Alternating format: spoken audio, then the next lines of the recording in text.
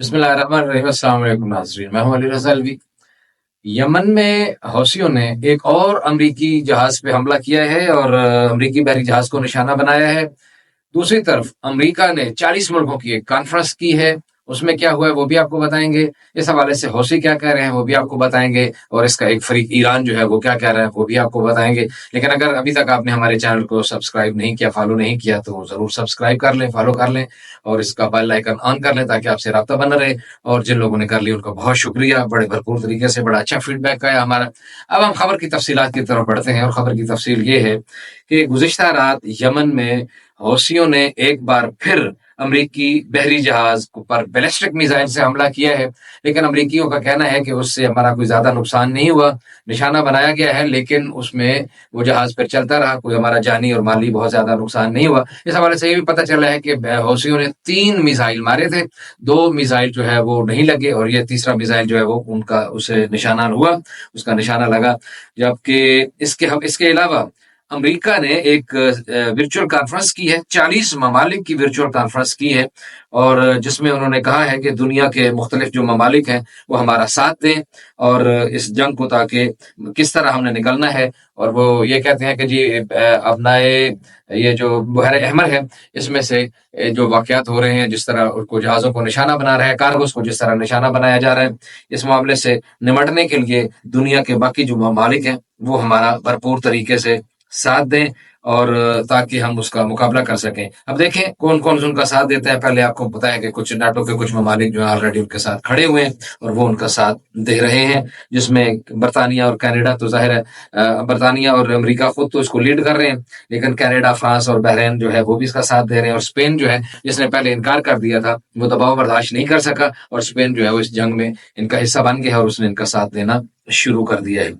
اب یہ اس کا اگر یہ بھی آپ کو بتاؤں کہ اس کا جنگ کے حوالے سے حوثی کیا کہہ رہے ہیں، تو حوثیوں کا جو محمد البخیتی ان کا ایک ترجمان ہے، ایک مین وہاں کا لیڈرشپ کا، اس نے کہا ہے کہ امریکہ نے پوری دنیا کو بھی اگر اپنے ساتھ شامل کر لیا، یہ اس بات کے جواب میں جو اس نے کانفرنس کیا نا، امریکی وزیر دفاع لائیڈ آسٹن نے جو 40 ملکوں کی ایک ورچوئل کانفرنس کی ہے اور ان کو لوگوں کو کہا ہے کہ آپ ہمارا ساتھ دیں، تو اس کے جواب میں انہوں نے بیان دیا ہے۔ اس کے جواب میں انہوں نے کہا ہے کہ جناب یہ 40 ملک تو 40 رہے، امریکہ اگر پوری دنیا کو بھی اکٹھا کر لے تو بھی ہم یہ جنگ جاری رکھیں گے، اور تب بھی ہم حملے ترک نہیں کریں گے۔ اس حملوں کو روکنے کا صرف ایک طریقہ ہے، امریکہ کو زیادہ کوششیں کرنے کی ضرورت نہیں ہے۔ 40 ملکوں کو یا 400 ملکوں کو، تو 400 تو خیر ہے ہی نہیں، لیکن ایک مثال کی بات ہے کہ جتنے بھی ممالک ہیں یا پوری دنیا کو بھی اکٹھا کرنے کی جو بات ہے وہ کامیابی اس کو نہیں ہوگی۔ کامیابی صرف ایک صورت میں ہو سکتی ہے کہ غزہ میں فلسطینیوں کے اوپر حملے بند کر دیے جائیں، فلسطینیوں کی نسل کشی بند کر دی جائے۔ ادھر آپ اعلان کر دیں سیز فائر، ادھر آپ کر دیں کہ آج کے بعد غزہ پہ بالکل کوئی حملہ نہیں ہوگا، فلسطین فلسطینیوں کا ہے، ان کے حق کو تسلیم کر لیں، ادھر سے ہم یہ ختم کر دیں گے یہ کام، اس کے بعد یہ کام بالکل نہیں ہوگا، ہماری طرف سے کسی طرح کے کوئی حملے نہیں کیے جائیں گے۔ یہ حوثی ترجمان نے یہ بات کی ہے۔ اسی حوالے سے ایران کے وزیر خارجہ نے بھی بات کی ہے، اس نے بھی یہی کہا ہے کہ یہ معاملہ جو ہے یہ اسی طرح جاری رہے گا، حوثیوں کو کوئی بھی حملوں سے اس طرح نہیں روکا جا سکتا، کوئی جو مرضی کر لے۔ ایرانی وزیر خارجہ یہ حسین امیر عبداللہان نے یہ بات کی ہے، اس نے کہا ہے کہ جب تک غزہ میں اسرائیل جو ہے اپنی بمباری بند نہیں کرتا، غزہ کے مظلوم فلسطینی شہیدوں کا قتل عام بند نہیں کرتا، فلسطینیوں کی نسل کشی بند نہیں کرتا، وہاں مرد، عورتیں، بچے، بوڑھے، جوان سب نشانہ بن رہے ہیں، ہزاروں کی تعداد میں لوگ ملبے کے تلے دبے ہوئے ہیں، کئی ایک لوگ لاپتہ ہیں، بہت سارے لوگوں کو 4000 کے قریب لوگوں کو ہوسٹیج بنا لیا ہے، فلسطینی شہریوں کو اسرائیل نے اٹھا کے لے جا رہے ہیں، گرفتاریاں کر رہے ہیں۔ اور صرف یہی نہیں، آپ کو ایک اور بات بتاؤں کہ فلسطینیوں کا دکھ اور زیادہ بڑھ گیا ہے۔ یہ باتیں آپس میں مربوط اس لیے ہیں کہ یمن اور فلسطین کی جنگ آپس میں جڑی ہوئی ہے، اور اس کی مزید پہلو جو ہے اس کا بھی ہم اگلے پر کسی پروگرام میں احاطہ کریں گے کہ وہ یہ کہہ رہے ہیں کہ آپ نے ان کو اگر ادھر سے روک دیں تو ادھر سے کام رک جائے گا۔ اب غزہ کے علاوہ، غزہ میں بمباری تو ہو رہی ہے، ایک نیا کام شروع کر دیا ہے کہ مختلف علاقوں میں یہ یہودی آبادکار جو ہیں، جو عام سویلین شہری ہیں، उन्होंने फलस्तीनियों को लूटना शुरू कर दिया है, फलस्तीनियों की लूट मार शुरू कर दी है, उनके घरों को लूटना शुरू कर दिए है, उनकी गाड़ियों को छीनना शुरू कर दिया है। ये देखें, ये आला अखलाक के लोग हैं और ये दूसरों को ये दहशतगर्द कहते हैं। ये खुद हालांकि कितने दहशतगर्द और किस मजाज के लोग हैं। और ये कार्रवाइयां राम अल्लाह में, नाबलस में, तौलकर्न में और कलकीलिया में हुई हैं। ये सिविलियंस ने की हैं कि फलस्तीनियों के घर लूटे हैं, फलस्तीनियों की गाड़ियां लूटी हैं और उनको निशाना बनाया। अच्छा, एक तरफ तो ये फलस्तीनियों के साथ ये यहूदी आबादकार जो हैं ये कर रहे हैं, दूसरी तरफ इसराइली फौज एक तो बमबारी कर रही है, दूसरी फलस्तीनी जो इसराइल की सिक्योरिटी फोर्सेस हैं जो जमीन पे कानून नाफिज करने के इदारों की शक्ल में मौजूद हैं, उन्होंने छापामार कार्रवाइयां भी शुरू कर दी हैं। उन्होंने भी कलकीलिया में और राम अल्लाह में और अल खलील में और लीहा के इलाकों में जनाब फलस्तीनियों को गिरफ्तार भी किया है, उनके घरों पे छापे मारे हैं, उनको पकड़ धकड़ वाला सिलसिला जो है वो शुरू कर दिया है और ये सारा मामला जो है इसी तरह जारी सारी है। लेकिन हम बात जो है यमन की बात कर रहे थे, तो यमन के इस जो जंग है इसकी सूरत हाल इस वजह से बहुत ज्यादा अहमियत की हामिल है कि ये पूरी दुनिया के ऊपर ये इसने असरात डालने हैं और दुनिया की मईशत, अगर ये जंग बढ़ गई, अगर ये इसी तरह ही रहा, तो हमें, आपको और मुझे और हम सब लोगों को, पूरी दुनिया के बहुत सारे लोगों को महंगाई के एक नए सैलाब का सामना करने के लिए तैयार रहना चाहिए।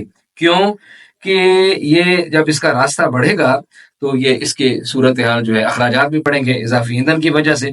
S&P ग्लोबल मार्केट कंपनी है एक, उसके हैं क्रिस रेजर्स, उन्होंने कहा है जनाब कि इस जंग की कीमत सारिफीन को अदा करनी पड़ेगी। आप जरा अंदाजा लगा लें कि ये जो जंगें हैं वो हमारी जेब पे कितनी भारी पड़ती हैं। इसकी कीमत सार्फिन को अल्टीमेटली अदा करनी पड़ेगी। कैसे करनी पड़ेगी वो मैं आपको अभी थोड़ी देर में बताता हूँ, जरा आप इसको तहम्मुल से सुनते रहें।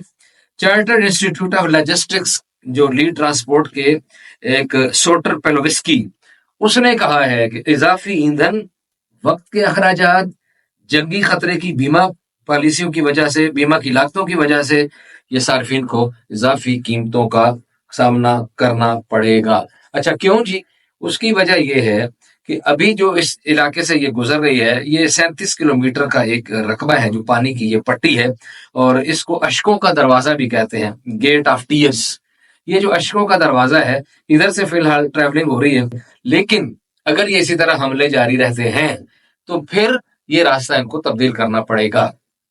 क्यों कि हौसियों ने कहा है कि हमारा निशाना हमने बनाना है इस जो जिन जिन चीजों पे जो इसराइली सामान है उनको बनाना है और किसी को हमने निशाना नहीं बनाना है। तो इसलिए जो फिर ये मुतबादल रास्ते अख्तियार करेंगे तो उसके मुतबादल रास्ते में 6,500 किलोमीटर और कम से कम 10 दिन का इजाफी सफर होगा। ये रास्ता अगर तर्क करते हैं तो 6,500 किलोमीटर का सफर पड़ता है और 10 रातें, 9-10 दिन जो हैं, दिन रातें जो हैं वो बढ़ती हैं और वो ज़ाहिर बढ़ेंगी तो ईंधन के अखराजात भी बढ़ेंगे, वक्त के अखराजात भी बढ़ेंगे और इन कंपनियों को ये है कि उन्होंने फिर इस तरह काम नहीं करना। इसी वजह से अब मुख्तलिफ कंपनियों ने वो जो है उसके ऊपर सफर करना जो है वो मतलब है कि वो तर्क कर दिया है, कुछ चीजों को रोक दिया। मसलन एक एवरग्रीन कंपनी है, एवरग्रीन लाइन, उन्होंने कहा है कि हमने हमलों से बचने के लिए इसराइल के कार्गो न उठाने का फैसला किया है कि हम इसराइली कार्गोज नहीं उठाएंगे। इसराइली कार्गो न हो तो फिर हौसी क्योंकि हमला नहीं करते तो हौसियों को आगाह कर दिया जाएगा कि हमारा कार्गो गुजर रहा है लेकिन इसमें इसराइल का सामान नहीं है तो इसलिए इसे गुजरने दिया जाए। लेकिन इसके बावजूद भी वो कहते हैं कि हम बहरहाल फिर भी एहतियात करेंगे। इसी तरह एक एमटी स्वान अटलांटिक है, कंपनी है एक बहरी जहाजों की, शिपिंग की बहरी, उन्होंने कहा है, उसके मालिक ने कहा है कि बहरी जहाज जो है हमारा, ये जो पहले जिसमें मैंने शुरुआत की, उनके हमारे बहरी जहाज को भी निशाना बनाया गया। उसने भी तस्दीक की, नामालूम चीज लगी, उसने नहीं बताया मिसाइल है, बाकी ये तो अमरीकियों ने बताया कि बैलिस्टिक मिसाइल से हमला किया गया। उसने कहा कोई नामालूम चीज हमारे जहाज से लगी थी लेकिन उसके बाद हम मजीद मोहतात हो गए हैं। एक और कंपनी का है, दुनिया की दूसरी बड़ी शिपिंग कंपनी है मैटरसी, उसकी उन्होंने कहा है कि हमने अपनी तरसील मुअत्तल कर दी है। उसकी वजह यह है कि हमारा एक जहाज जो है बाल बाल बचा है और दूसरे जहाज की भी सूरत बड़ी खतरनाक थी तो हम मजीद अपने जहाजों की तबाही जो है वो बर्दाश्त नहीं कर सकते। एक और दुनिया की सबसे बड़ी बहरी कंपनी है MSL, उन्होंने कहा, अपने हिदायत जारी कर दी हैं अपने जहाजों को कि आप मुतबादल रास्ता इख्तियार करें, आप बहर अहमर से गुजरने से गुरेज करें। तो ये सारी सूरत हाल है। इस जंग के इस तरह के असरात आना शुरू हो गए हैं जो आपकी और हमारी जेब पर भी असरअंदाज हो रहे हैं। और एक दुनिया के सबसे गरीब तरीन मुल्क ने, जो कि ऑलरेडी 10 साल से जंगों का शिकार है, मुख्तलिफ जंगें लड़ रहा है, मतलब उसका एक पहले 8 साल उन्होंने किए, सऊदी अरेबिया और उनके इत्तेहादियों के फजाई हमले का निशाना बनता रहा। फिर वो अभी ईरान और सऊदी अरेबिया का जो पिछले दिनों एग्रीमेंट हुआ, उसके बाद वो जंग बंद हुई।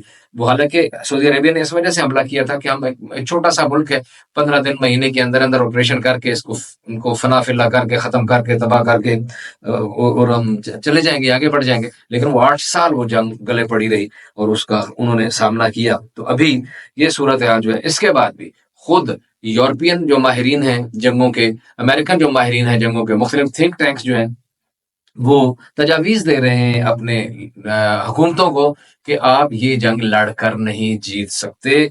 इस जंग का आपको मुज़ाकरात की मेज़ पर जीतनी पड़ेगी। आप जंगी हिकमत अमली से जो मर्ज़ी कर लें, आप ये जंग नहीं जीतेंगे।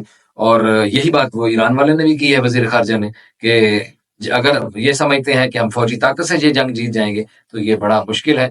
लेकिन वो जीतें या हारें, जो जीते या जो हारे, ये एक अलग बात है। फलस्तीनी शहीद हो रहे हैं, उनका कत्लेआम हो रहा है, और उसके साथ साथ पूरी दुनिया का अमन जो है वो खराब हो रहा है। उसके असरात तो पड़ रहे हैं ना, माशी असरात पड़ रहे हैं, महंगाई के असरात पड़ेंगे, फ्यूल के, ईंधन की कीमतों के असरात पड़ेंगे, बीमा कंपनियों के रेट्स पर।